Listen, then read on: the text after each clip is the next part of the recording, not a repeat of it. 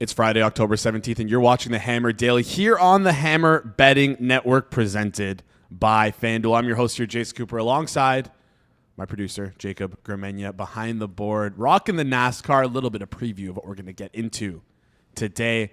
Speaking of what we're getting into today, rundown of the show is as follows. George, G-Stack George, leads off the show. Batting lead off, talking some Survivor. We'll get into our Survivor picks. How they've gone, I guess, is the best way to say it. When George not comes too on. good, boss. Yeah, well, you know what? Way to bury the lead. No. Yeah, and then Austin Mock's going to come on. We're going to talk some college football. Excited. We haven't talked a lot of college football this week with the Monday off, and just a lot of stuff to talk about. So wasn't really able to talk about it. Excited to get a little bit more into some college football for all you college football fans out there. And then, of course, we're closing out the show with Jim Sains, and he is. And he is going to talk some NASCAR, like I mentioned. Talladega this weekend. Talladega, Ricky Bobby. That's the extent of the NASCAR knowledge, but I'm excited to learn a little bit more about it. And he sent me some bets, and a lot of variance involved apparently with Talladega. So highest, I mean it's the fastest track and it leads to the most crashes, if I'm not mistaken. So it's never an ordinary or a simple race at Talladega. Yeah, the highest favorite on the board is 10-1. So I mean, we're going to be throwing some darts, which I know you like to do. Speaking of throwing darts, my boy Max Scherzer was throwing darts last night. Man. He is an animal. He is a crazy person. What an absolute dog. It was the unction last night. We had 41-year-old Joe Flacco rolling back the year, slinging it. 41-year-old Aaron Rodgers, I think he's 41, rolling back the year, slinging it. And Max Scherzer absolutely dealing in Game 4 of the ALCS. He was fantastic for the Blue Jays. He was going to get taken out in the middle of, I think he was 4 1/3 through the game, or 4 2/3 through the game. He had one more out to go to get the, what would have been the out that would, if you pitch 5 innings, you were in line for the win as the pitcher. John Schneider, Blue Jays head coach, or manager, goes out to the mound to take him out of the game. And Scherzer says, "Get out of here, go, let's go." It was truly fantastic. He is an absolute animal, and it accents even more with his eyes. Whatever the thing he has with his eyes, where they're like 2 different colors. Yeah. It's like he is crazy. I love that, and I was scared. We were all scared. We're like, what the fuck are we gonna do here? Yeah, here's the photo of it going down. Incredible. If you're watching and not listening in audio form, but yeah, he was pissed, and then on his way back to the dugout, he pretty much bumped and elbowed the Jays pitching coach for even daring to think about taking him out of the game. I saw that. I didn't realize it was because he wanted to get the win for the game. I didn't. Well, part of it is you want to go 5 innings so you can get the win, but also part of it is he was playing well, and maybe he was upset that other pitchers had been taken out of games that were playing well for the Jays so far in this series. So I don't know, but he was playing well and did not want to come out of that game. Yeah, it was honestly an electric night last night. I was able to watch it. Had a great time watching it. If you didn't see the video of him getting with the mound visit with Schneider, you should go watch it. It was hilarious. I tweeted, inject that shit into my veins. Yeah. I mean, that absolutely fired me up watching it. You want competitors out there. Maybe not the best look to elbow, not elbow, but kind of barge into the pitching coach on your way back to the dugout, but that sort of competitive fire, the Toronto that needs that. Yeah, sure. we've been starved of it for too long. Anyways, we gotta wrap it up here quickly. We can talk about this for the entire show if we really wanted to. But we got to bring George on. Before we bring George on, though, football season and the NBA season are in full swing. Or I guess not. NBA season is not in full swing just yet. Almost in full swing. So it's time to lock in the BetStamp Pro props screen. It's built for high-level bettors who need to spot and scale up edges fast. As more books take real money on props, prices are getting sharper, which means the window to exploit inefficient numbers is right now. You can't do that without a hyper-efficient, reliable, true line that shows you the real market price in seconds across 150-plus outs, helping you find and hit the best edges before the market moves. Don't wait. The window to capitalize on the prop market is right now. Visit betstamp.com/hammer to scan the QR code to apply for a demo. Spots are limited ahead of the season, so you're going to want to do that as soon as you can. All right. Let's bring him up. He's the director of marketing at the Hammer Betting Network, and he's a good friend of the show. And I've heard that he has some nefarious tactics when it comes to this segment of our show. George, how's it going? I'm doing well, Jason. How are you? Good. Speaking of the nefarious tactics, if we bring up last week, we lost again. We're 3-3 in our survivor pool. Come on, guys. Luckily enough, we can rebuy as many times as we want, and it costs $0 to re-enter. So we're gonna keep going. We're gonna keep doing this until we make it to the end. Let's be real with what's happening here, Jason. We could have chose Green Bay. Yes. 50% everybody pick them last week, but you and I, who are still in our survivor pools, we're trying to sabotage everybody so that only you and I can share.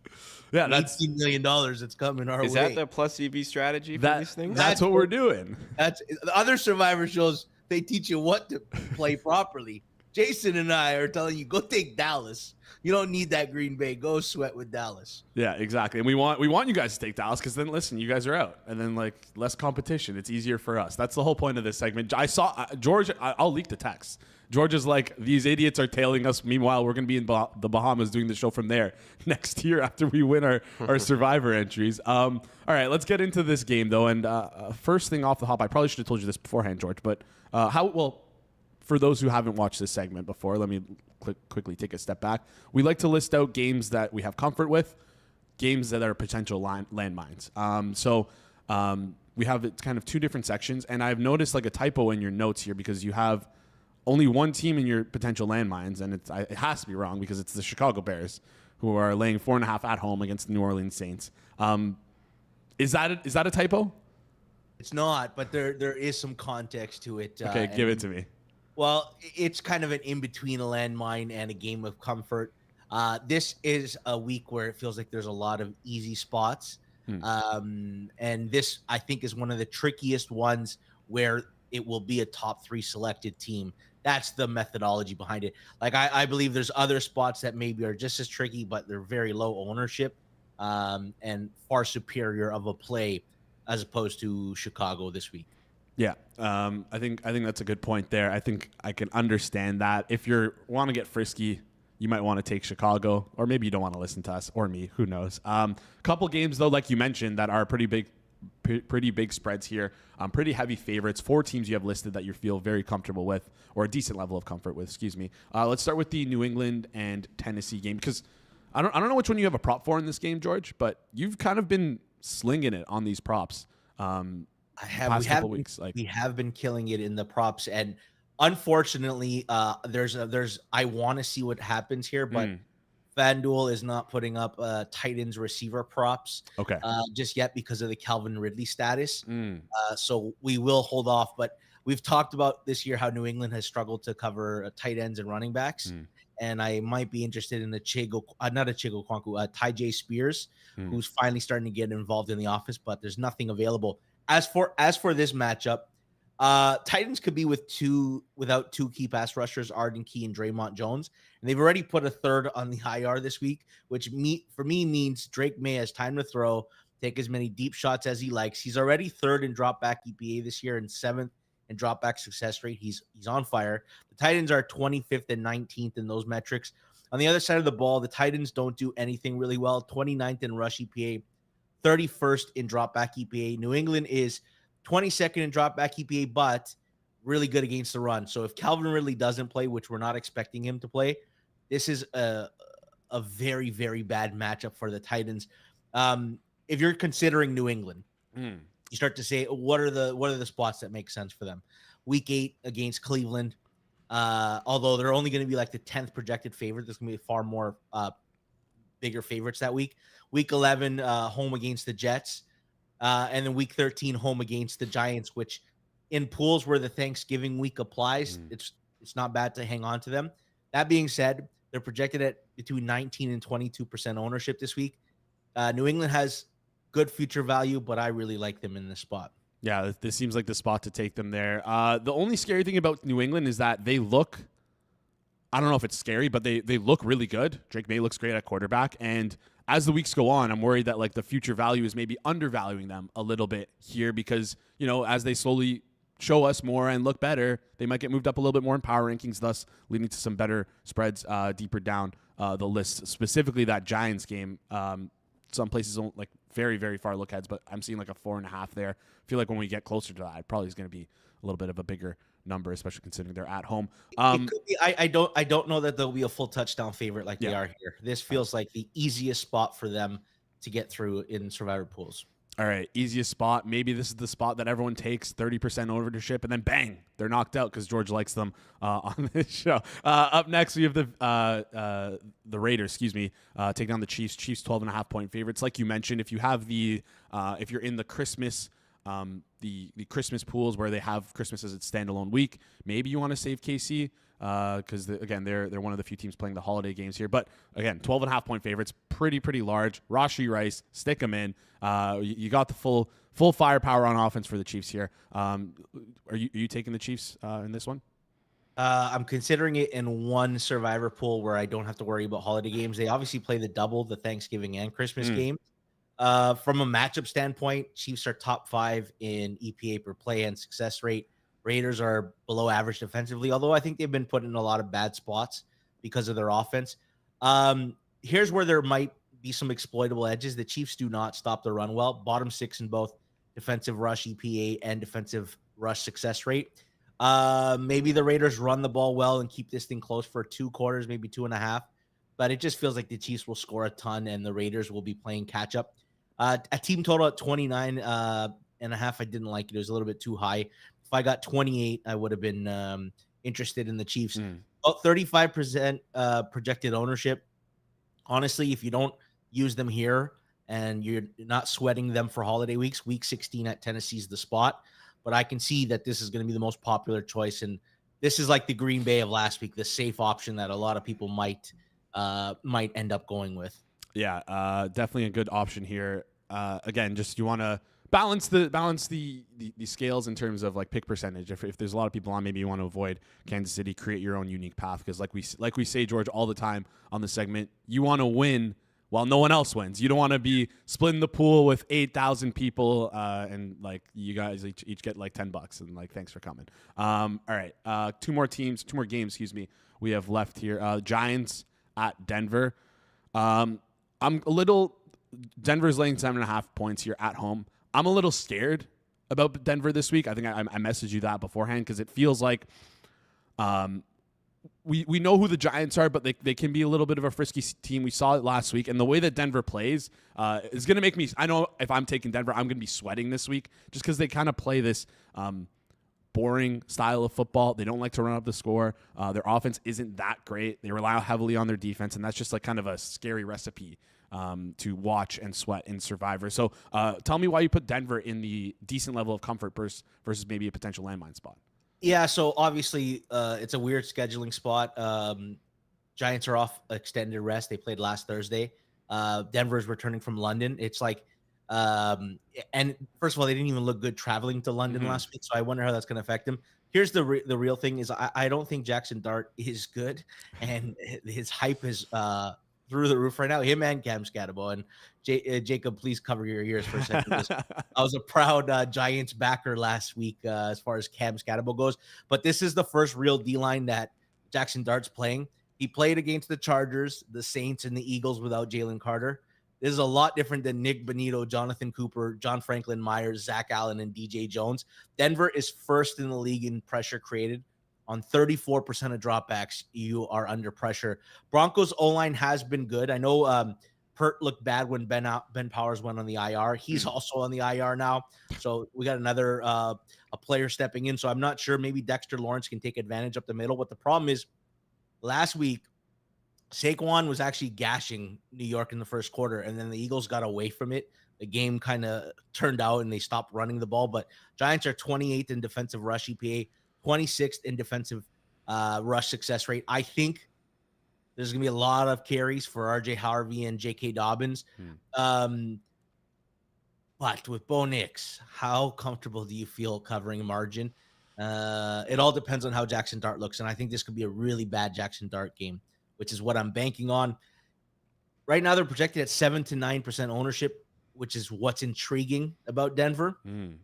But week 10 versus Las Vegas in a very tough week. There's only 2 teams that are favored by a touchdown right now, and they are one of them. And I think that's the most ideal spot for Denver.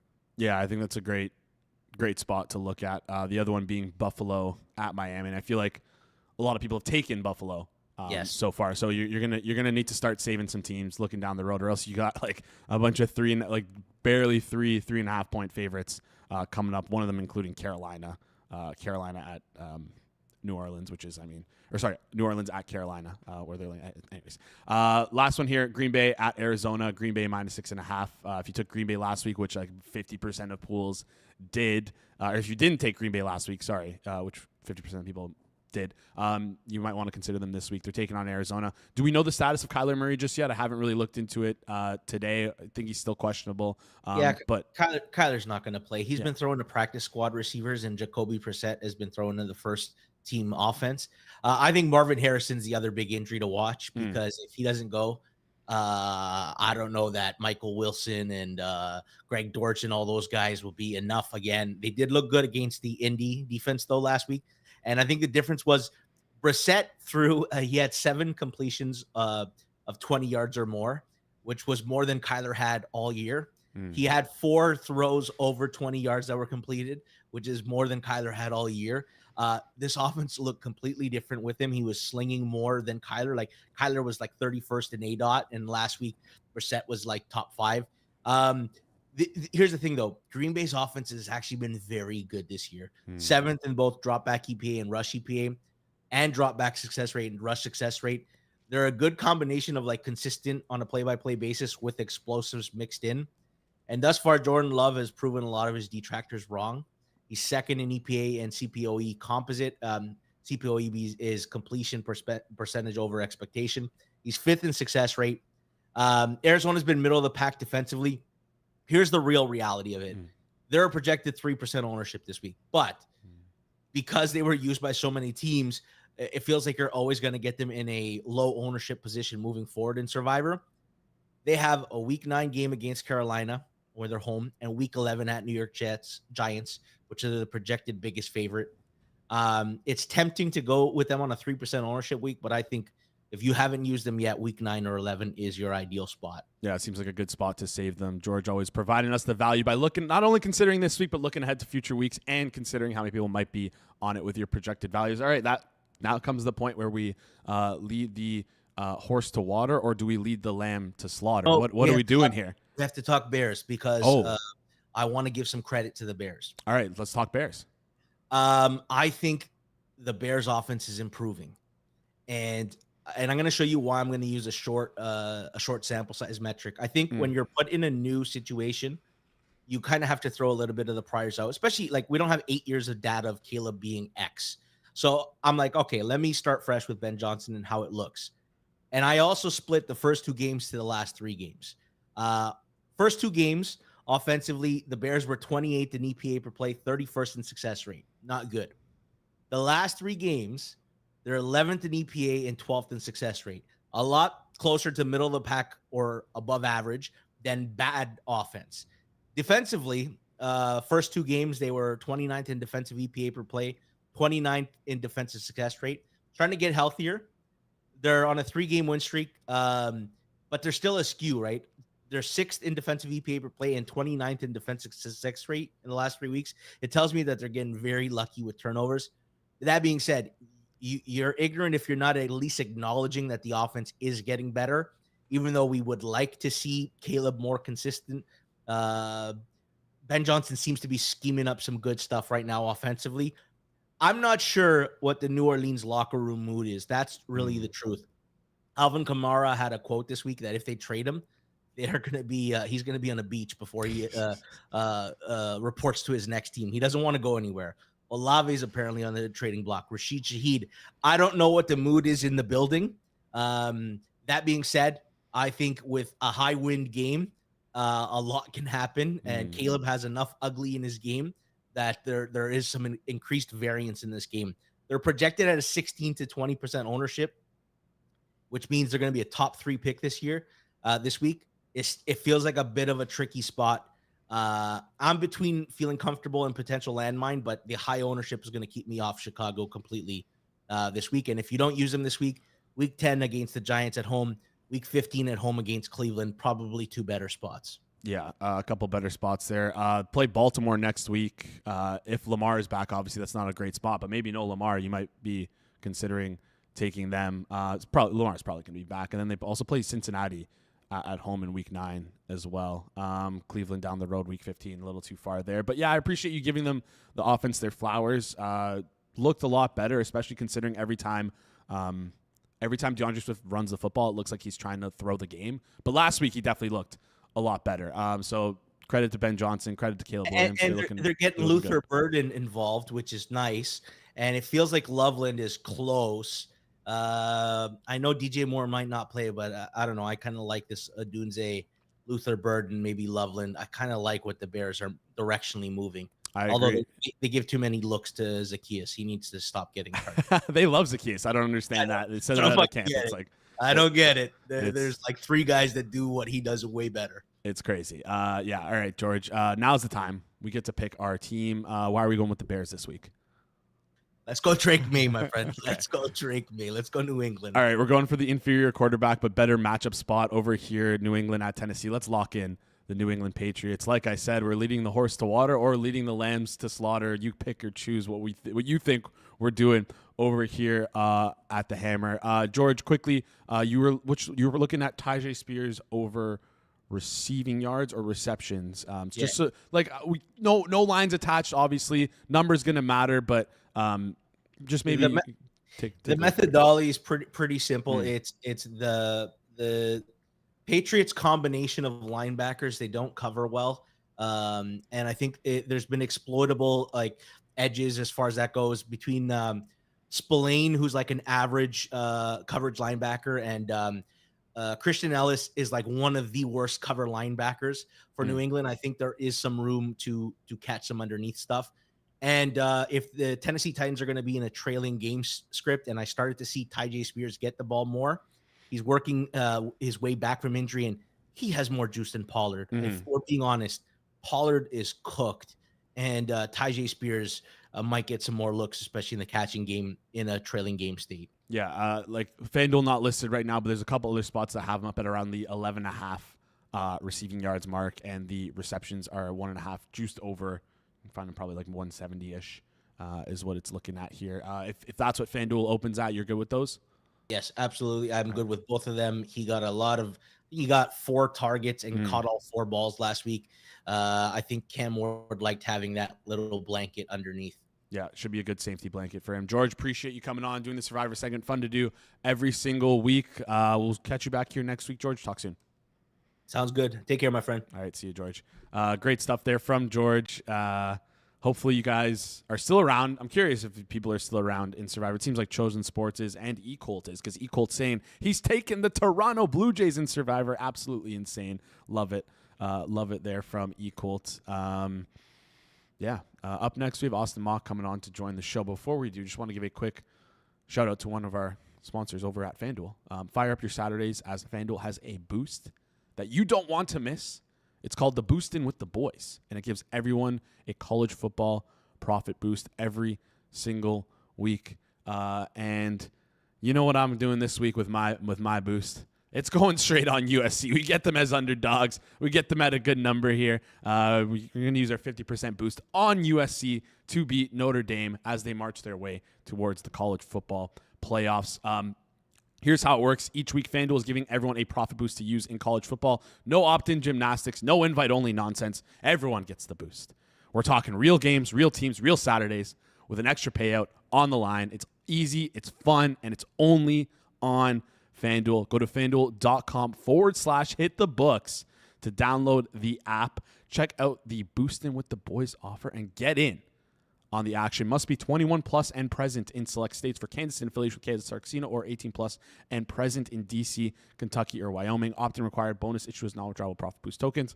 Restrictions apply, including any token expiration and max wager amount. See terms at sportsbook.fanduel.com. Gambling problem? Call 1-800-GAMBLER or visit fanduel.com/RG. Call 1-888-789-7777 or visit ccpg.org/chat in Connecticut, or visit mdgamblinghelp.org in Maryland. Hope is here. Visit gamblinghelp.ma.org or call 1-800-327-5050 for 24/7 support in Massachusetts, or call 1-877-8-HOPE-NY or text HOPE-NY in New York. All right. Up next, We got Austin Mock joining the show. We're going to talk some college football. He does NFL and college football projections over at The Athletic. You can see him here on the Hammer Betting Network on Forward Progress every Thursday, but sometimes on Tuesday, depending on the day. Whatever Judah feels like that week. whatever Judah feels that week. And he's also kind of in a deep state of despair after Penn State loses 3 games in a row, fires James Franklin. Tough week maybe a good week, though. We'll talk to him about it. Austin, how's it going? It's going good. Yeah, it's been it's an interesting time in State College, Pennsylvania. Fresh faces for the first time in 12 years is always going to feel a little weird around here for a bit. Yeah, it's like the first time you shave when you haven't shaved it, when you have a beard and you haven't shaved in multiple months. What would you know about that? All right, I don't know what it feels like to look in the mirror, but I know other people when I see them. I could vouch for that. Okay, there you go. But yeah, just give me general thoughts on this James Franklin firing. Do you agree with it? You disagree with it? You think it was the right move? $50 million is a lot of dollars. And who would you want if you could pick anybody? Who would you want to be the head coach? Yeah, so I think it kind of had to be done. The big thing was he couldn't win the big games, but he always won the smaller ones. And I think we kind of tend to overrate that a little bit of not dropping the games you shouldn't. And he was consistently winning 10 games, won 11 last year. But when everything they had a lot of guys come back, and you have a possible top end draft pick at quarterback, and you have all this talent.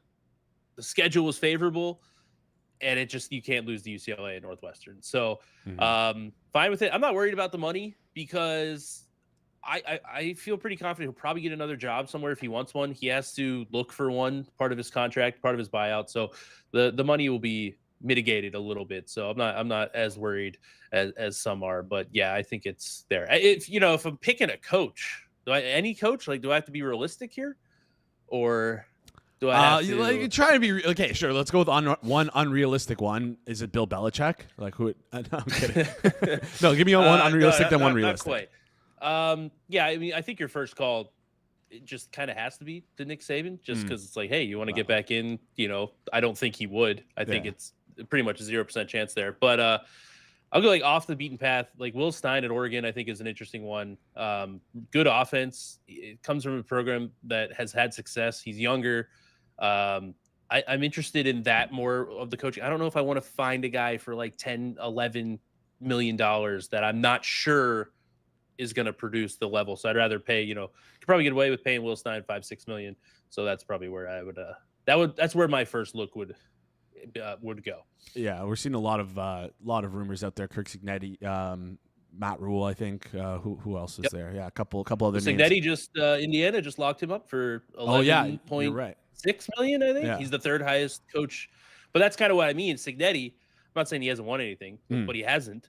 He's a good coach, but he's the third highest paid coach now. So there's a steep price tag at the top, and I don't know if they're that different. So we'll see. It's going to be interesting to see because now we're getting some external factors that are going to be starting affecting college football here. We're seeing some Saudi money potentially maybe come in over the next couple of years.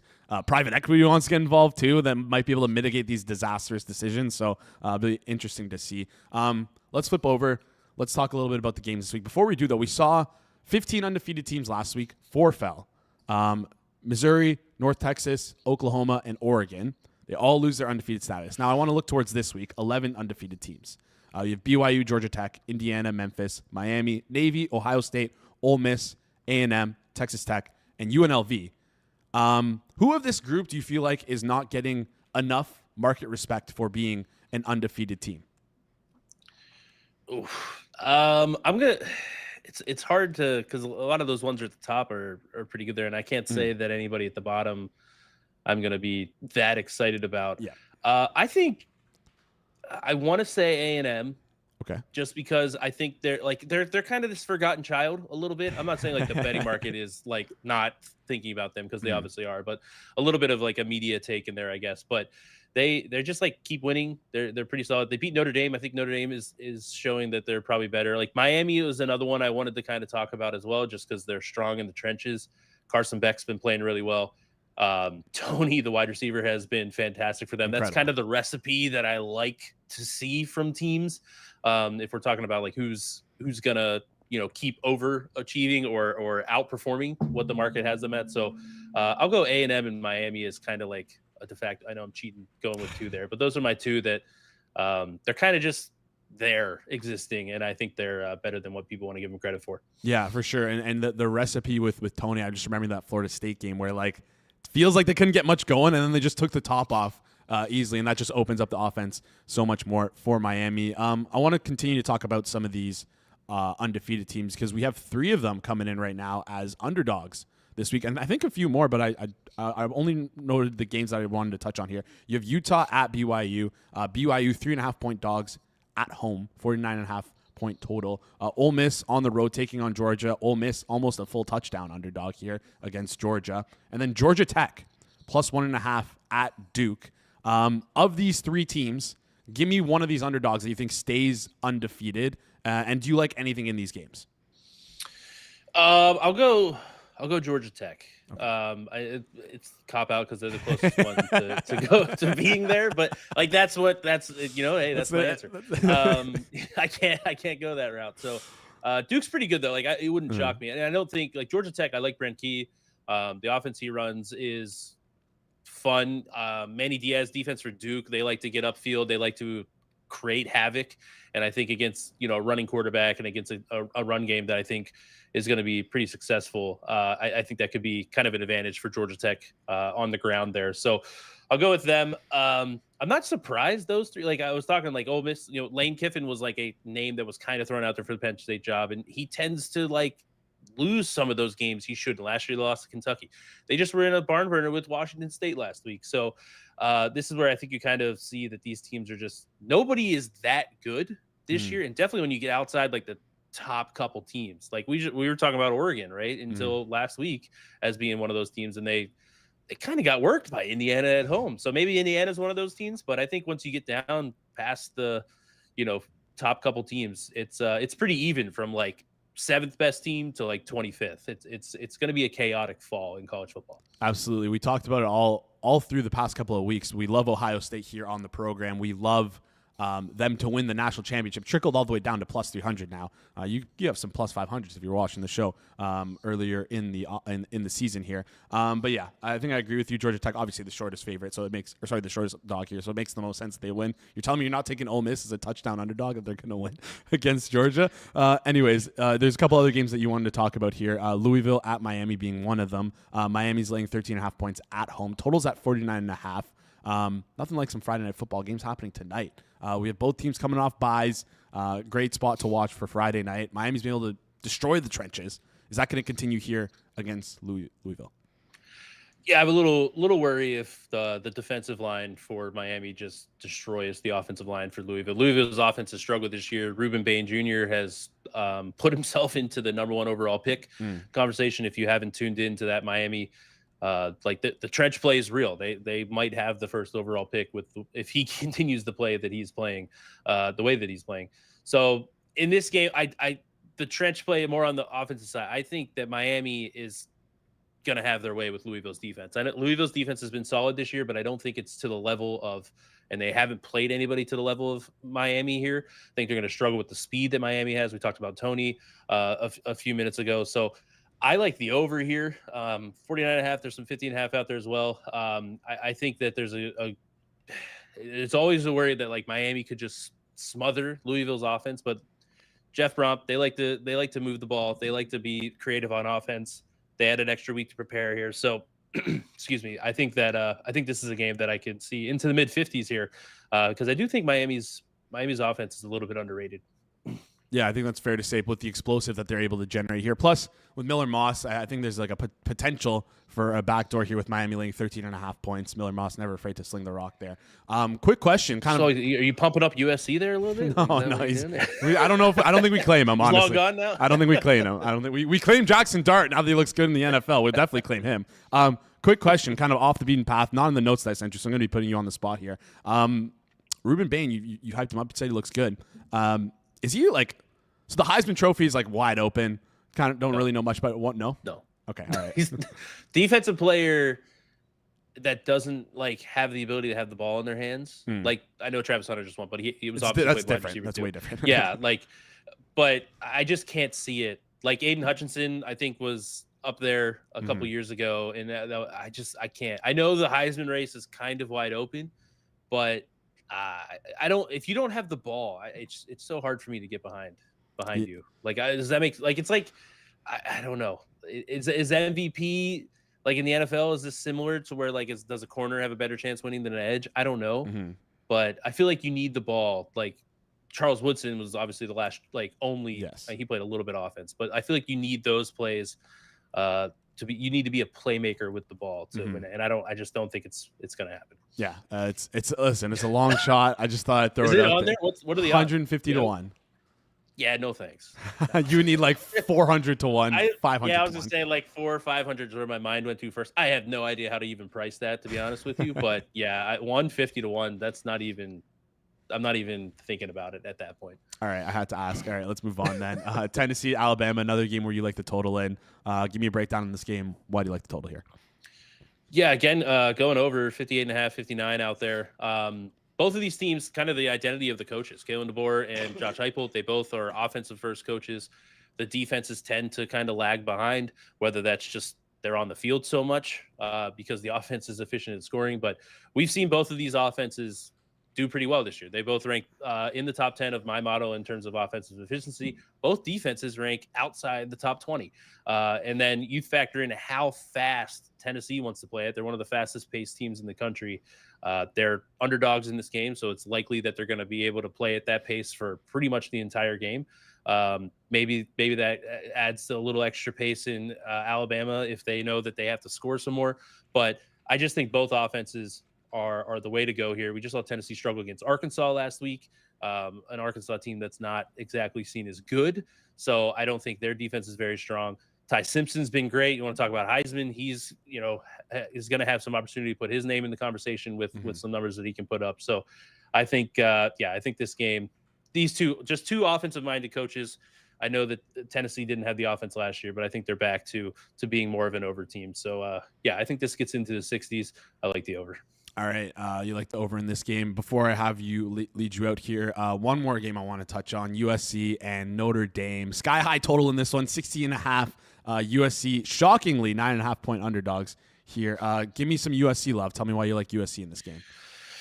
Yeah, so if it was 10, I'd be a little interested. Okay. Notre Dame's offense has been really good, and the defense started the year not very good. They had a bunch of injuries. It has been trending a little bit better, but USC's offense has been awesome. And now I will say last week against Michigan, USC did whatever they wanted. Michigan played one of the worst from a stylistic, schematic, whatever you want to call it.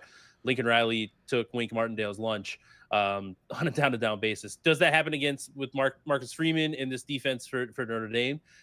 Remains to be seen. I think 9.5 is a big number here. So I do lean. I need 10. I'm not trying to get involved. I make it closer to a touchdown, a little bit above. I'm at 8, but I would need 10 to entertain some USC here. But yeah, I want the dog, but I don't know if I can't get involved if I don't have double digits. All right, fair. Well, you have greater than double digits on the money line, plus 265. Click. You know what I'm going to be doing this weekend. Games at 7:30. You're going to want to be situated on your couch watching this one. Austin, I appreciate you joining the show. Quickly before we head out, I don't even see him listed for Heisman odds, but the best receiver in the country, Mekhi Lemon. What number do you need to click him? No. Okay. It's the same thing because I don't. He's not. It is kind of weird that he's not. Is he not listed? I don't see him listed unless I like. Unless you gloss over, yeah. So that is kind of interesting because he will have some media hype with draft hype. He's going to go pretty high. I don't think he's going to be top 10 pick or anything like that, but he will be one of the top receivers in the. He will be one of the top receivers, but just the way that they play, it's just they're the running backs are putting up a ton of numbers. I just wonder if they're balanced. I wonder if there's enough numbers. You need to be like Devontae Smith. I think of him truly dominant. Target share, yard share, touchdowns, all of that. I think there's a little bit too many mouths to feed in that Lincoln Riley offense right now. So Yeah. I don't know. I can't get involved. All right, all good. I just had to ask. Got to give a shout out to the best receiver in the country, Belinknikov. Is this a USC show? This is a USC show. Welcome. Sorry about you Penn State. You got to get the logo in the back there. Oh yeah, it's a good idea. I don't know why you haven't done that yet. Request to Pizzola. See if we can get that going. I got some merch I can bring in myself. Anyways, Austin, appreciate you joining the show. Go follow Austin on Twitter. It's linked in the description down below. Austin, we'll be talking next week. Yeah, thanks so much for having me. See you next week. Appreciate you. Great stuff there. Always good time having Austin on the show. And I don't know if people can tell. I'm feeling myself today. First day in like 2 weeks where I actually don't feel like I'm dying of sickness. Got a ton of energy. Absolutely. I think it was Edgework. Edgework solved everything. And the Blue Jays winning. Just a great night overall. Yeah, it had to be the Blue Jays. I think it was the Blue Jays. All right. Before we get into our next guest, just a quick reminder, hit the books on at 5 p.m. Eastern time over on the Hit the Books YouTube channel. You're going to want to watch it with Joey Kanish and my boy, Brad Powers. I'm allowed to call him my boy. I don't know why I'm calling him my boy, but he's my boy, Brad Powers. Tonight, 5 p.m. Eastern on the Hit Books YouTube channel. If you love college football, that's where you're going to want to be. So make sure you're there. All right. Oh, also, yeah, programming note, prop show. Not on Saturday. Flipped over. It's today, 4:45 Eastern. So you're going to want to be there. Hitman's going to be live giving out his favorite props. Quick Q&A question for him as well. So, if you want to be a part of that, you're going to want to be a part of that. What a night lined up for any sports fan. 4:45, you have the prop show, which leads into the 5 p.m. Hit the Books, which leads into 6 p.m. ALCS. It's just all sports. And then we got the 7 o'clock game, Louisville, Miami, which Austin likes the over. Which you're going to be the NLDS tonight as well. You can go back and watch Circle Back from this morning. It's a great day. It's a great day. We're eating good today. Yeah. We're eating good today. We're full. We're going to continue to eat right now. We got a great guest coming up. He's a managing editor at FanDuel Research. He covers NFL, MLB, NASCAR, PGA, and DFS. Jim Sanis, how's it going, my friend? Well, Jacob, wearing the Tony Stewart jacket on air. We're talking some NASCAR. Like, man, the synergy here. I didn't even know. And like, I missed the USC segment.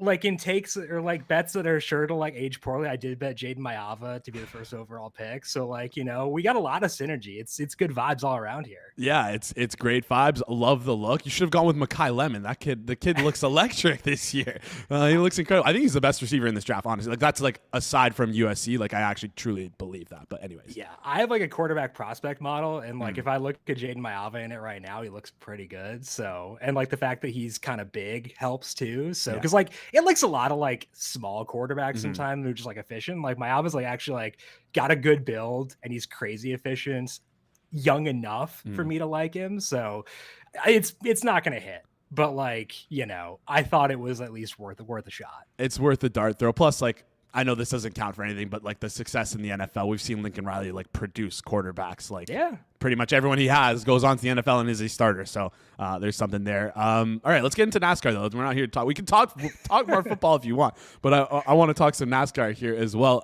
You mentioned you have like a little quarterback model, prospect model. You're someone who likes to model. You have a NASCAR model. Excuse me. Just curious, like the logistics behind building out a betting model with guys behind the wheel of cars. What's that process like? Maybe talk us through it a little bit and like why you feel like it's especially important for a race like this one upcoming in Talladega. Yeah, NASCAR is one of those sports where like if you're projecting an NFL game, like the venue will matter because like you could have wind. There's a lot of wind going on this weekend and stuff like that. NBA arena, there will be things that will change there as well, but it's like a lower extent.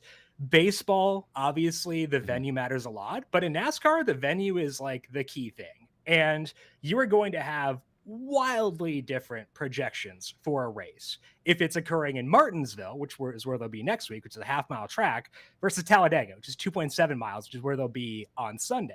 So to me, more so than like getting like the driver predictions, right? Like the rankings, trying to project out who will be the best in a given week. It's so important to account for the venue in a given way. Like if you look at the FanDuel Sportsbook odds for Sunday's race, like nobody's shorter than 10-1. Next week, that will not be the case. So like it all kind of starts with how do you model out like, okay, I've got this rating for this driver. How does it translate to like a projected average finish and what's like the distribution of that? but then also you have to bake in how often do guys wreck at this track. This is kind of like this is a very like nerdy math term, but like a bimodal distribution of the way things work out, where if he does not wreck, he's expected to finish around here. If he does crash, he'll finish in the back and stuff like that. So it's really weird where there are a lot of like moving parts, but honestly, it's a lot of fun to do. And it translates to other sports too. I think that's the fun thing about building out a model for, college quarterbacks, building out a model for Formula One, a model for NFL totals. It can all translate in different ways. You can learn things in building out those different models that can make a different model you built out a lot better. So it's been a fun process, but NASCAR is definitely, I would say, the most unique beast from my perspective. Yeah, absolutely. I'm excited. I'm excited to get some sweats in for this race. Don't usually watch racing, but hey, if you give me like a 10-1, 11-1, which is like the highest on the board is a 10-1 right now, like I'm going to be watching it, sitting in front of my couch to do so. Quickly, before we get into any picks or anything like that, you mentioned a little bit how the track is longer here versus other venues. What else about this track makes it have such high variance, I guess? What other qualities other than like the length of it? So you will enjoy it if you decide to watch on Sunday. You'll need like the multi-view up because obviously it's during it's on the same time as NFL, but also the Formula One race at Circuit of the Americas is on Sunday too. So it's like the perfect 4-box kind of day, which I'm pretty excited for. But the reason you'll enjoy it is because they race in a huge pack. Like they are going 190 miles per hour, separated by inches for the entire race, going 3 wide in the turns and stuff like that. It is wild and chaotic. And because they run in this pack, you can have massive crashes. So like for each track, I'll have like a projected incident race. Like, what percentage of the time does the driver crash in general at this track? The projected incident rate at Talladega is going to be higher than most tracks you see on the circuit outside of Daytona and Atlanta, the other 2 pack tracks that are on the schedule. And that's what makes things so volatile. A driver can run up front the entire day and be leading on the last lap and finish 30th because he gets wrecked because he tries to throw a block at the last second or something like that. So you can have a bet that looks great for 499 miles, but that 500th mile matters a lot and it can have a lot of swings. So it's important to not get your hopes up, I would say. If you do decide to make some bets on Sunday, don't count your chickens before they hatch because there's a good shot those things don't hatch based on the way things go in that final lap. And it's so hard to predict because they run so close. There are a lot of crashes, and even let's say they do finish, the variance in the finishes, even for those who finish, is still high because the separation from first to 15th is going to be almost guaranteed less than a second. Wow, crazy stuff here. All right, we talked a little bit about the variance of it. We talked about how the board, I mean, like the favorite is 10-1 right now. So let's get into these picks. I'll just give you the floor here. Who do you like to win the race outright? So the other interesting dynamic with Talladega is that it is a race where it's the third to last race of the year, and there are drivers who are trying to lock their way into the championship race. And if they win this race and they're in the round of 8, they will advance. And there are a couple drivers in Joey Logano and Ryan Blaney who have combined to win the past 3 NASCAR Cup Series championships, who aren't necessarily in a win and in, but they're in a situation where they probably need a win in order to advance the round of 8 to try to defend those championships. And so what they're going to have is they're going to have all of Ford behind them. And you see a lot of cooperation at this track type where you'll see the Fords work together, Toyotas, Chevrolets, and stuff like that. They're going to have Ford pushing for them because it's so important for these manufacturers to have contenders in that championship race. And again, Ford has been very successful both in the championship, but also at Talladega specifically. So like that's an anecdotal thing of, okay, Blaney and Logano need wins, but they are also on the team that tends to dominate these super speedways. Their teammate Austin Cindric won here back in the spring. Ryan Blaney won the most recent super speedway race in Daytona, and both Logano and Blaney are 3-time winners in Talladega. So my betting model doesn't really account for like the narratives because I don't really know to do that, frankly, accounting for the fact that like, hey, Austin Cindric might push Ryan Blaney as opposed to trying to push him. But even without accounting for that, I had Blaney at 10.7% to win and Logano at 11.3%. So Blaney's 10-1 at FanDuel Sportsbook. Logano is 11-1. Both those drivers are values to me based on not factoring in the narrative, just based on the fact that these guys are insane at pack tracks, good specifically at Talladega. And Talladega, of the 3 pack tracks, Daytona and Atlanta and Talladega, is the most predictable with the lowest crash rate. So you can actually find better value and favorites there than you can at Daytona and Atlanta. And frankly, a lot of sports books seem to model them the same way, where you're going to get like the same top of the odds sport at Daytona as you get in Talladega. And I think that's frankly pretty dumb. So I'll take the discount on Blaney and Logano. I think they actually are values here before you account for the narrative of Ford pushing for them. Their Penske teammates, Austin Cindric and Josh Berry, pushing them. I think that all does line up pretty well. So yes, it's odd to say, hey, this is crazy high variance. Guys can crash in the last lap and then back to the favorites at 10 and 11 to 1. But I do think they are values based on this track specifically and how good Penske is at Talladega. Yeah, no, that makes a ton of sense here. You convinced me while you were on screen there. I was on my phone clicking away. Okay. So Love it. You got me there, and I know the chat liked it as well. You also have another bet you like for this race, to finish top 5, excuse me, which seems like something that's interesting because, like you said, like the last 15 guys might just be completely out of the race. Then the first 15 are going to be separated by like a second. So who you like to finish in the top 5 here? Yeah, this one I feel a little bit conflicted about, but it is a value for me. And I feel conflicted because I'm not big into Josh Berry's talent on super speedways. He is like a short track racer at heart. He grew up racing short tracks. That's why he's in the Cup Series. I'm not big into his talent in super speedways, but like this year with Wood Brothers Racing, which it's been described as a Penske car with a different Twitter account. So they're basically a Penske car.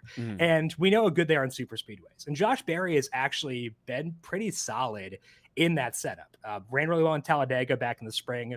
So I think that he can come through here plus 550. I do show value on Berry to win. Again, conflicted on that, given that like from an eye test perspective, I'm not super sold on his super speedway skills, but if he is in position towards the end of the race, he's going to be pushing Blaney and Logano towards the win versus going for it himself. So that's why with Berry, even though I do show value in him to win at 35 to 1, I would much rather take the discount or go with him to finish top 5 at plus 550. I have that at 16.6%. The implied odds here are 15.4%. So not the biggest value by any means, but frankly, hold goes up for super speedways. So there's not a lot of value to be had in general. But I do think that Berry is the one non-outright I'd be willing to make as things stand, just because Penske is so good, lower variance. He's done enough in the short sample with Wood Brothers for me to say, I think he'll be in contention late on Sunday. Yeah. Berry also to win outright is 35 to 1 if you're looking for like a super big sweat. But again, I think you kind of talked us off that with the chance of him pushing Blaney or Logano to win that race. Appreciate you coming on and talking NASCAR here. Very informative stuff. Got a great Sunday lined up for us now. 9 a.m. We got football on. We got NASCAR. Now we got F1. I mean, it's gonna be a great. Are you a multiple TV person? I ask every single guest because I have 3 on my wall, like fit perfectly together, and I can like watch as much as I want sports as I want to watch. Is that how you consume your sports? I laptop it. It's pretty bad. Like it's an embarrassing set. Like people tweet their setups. Like I have the TV with the 4-box, but then there's the second screen is the laptop, which is embarrassing, frankly. Which is why you'll never see a picture of my setup. But like I do go that way. And frankly, you might need it for today too, because like there's also a Truck Series race in Talladega at 4:00. So like you were talking about the college football games tonight, like honestly put some Truck Series on the screen as well. All right, the screens are going to be absolutely jam-packed. It's going to be a lot of fun. Jim, appreciate you joining us. Yep. You can follow Jim on Twitter. Link in the description down below. We'll chat soon. Appreciate you. Looking forward to it. Thank you. All right, awesome stuff there. I love it. I love betting on stuff that I've never I'm not really experienced with or haven't watched too much before, which I haven't really watched much NASCAR before, but Blaney 10 to 1, click. Logano 11 to 1, click. Berry to finish top 5, click. All at FanDuel Sportsbooks. It's going to be super exciting and a great way to start our Sunday. Nothing better than starting your Sunday, hopefully with a win. Let's hope we can get to the window here. And that wraps up today's show. I hope this one was a winner for you as well. I didn't ask for the entire show, but I'm going to ask you right now. Do me a huge favor. Smash the like button. Goes a long way. It's been a great week here at the Hammer Betting Network. You guys asked for Edgework back. We got Edgework back.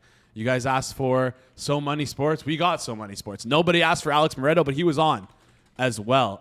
So yeah, do us a favor. Smash the like button. Tells us that you enjoy this content. And if you're new to the channel, do me a huge favor as well. Hit that subscribe button. Subscribe button goes a long way for us here as well. Hopefully we earned your subscription after today's show. And yeah, quick reminder for what we have coming up next over here at the Hammer. 4:45 prop show with Hitman, myself. Going to be talking some football. And then hit the books at 5 p.m. Eastern. Rolls right into one another. Then you got the ALCS, NLCS. So many sports happening. Also, if you haven't already, there's a little bit of a lull between now and the prop show. Go listen to Circle Back. You're going to want to do that. How was yesterday's show? Great show. We led off talking about the conversation surrounding voiding player props when a player gets injured. And actually, there was a lot more nuanced takes than I thought there would be on this show. It wasn't like all of us kind of on the same page. So I think it was a really good discussion to lead off the show, but lots of great stuff as normal. And we ran back same cast as last week. Myself, Kanish, Flup, and Mr. Peanut Butter. And a big announcement on the show, so you're going to want to check it out. Big announcement. Well. You'll never guess what that announcement is. If you don't know now, then go check it out. Anyways, appreciate you guys watching us today. Remember, you can always watch us here on the Hammer YouTube account, Hammer Daily Live, noon, 1 Eastern, every single day, Monday to Friday through the week. Enjoy us on your lunch hour. And yeah, appreciate the chat going absolutely off today. And that wraps it up. Hope you guys had a good week here. I know I did. Back here on Monday, we got who do we got? We got Corby coming on. I forget who we have on Monday. We missed one Monday. I don't work Mondays, so don't ask me. I forget who we got. Corby's gonna be on. Judah's gonna be on. That's who it is. And then we have a special guest for you guys who you're gonna don't know who it is just yet. So you're gonna have to tune in to find out for you guys. Anyways, that wraps up first here today. It's been the Friday, October 17th edition of the Hammer Daily here on the Hammer Betting Network, presented by FanDuel. We will see you right here next week.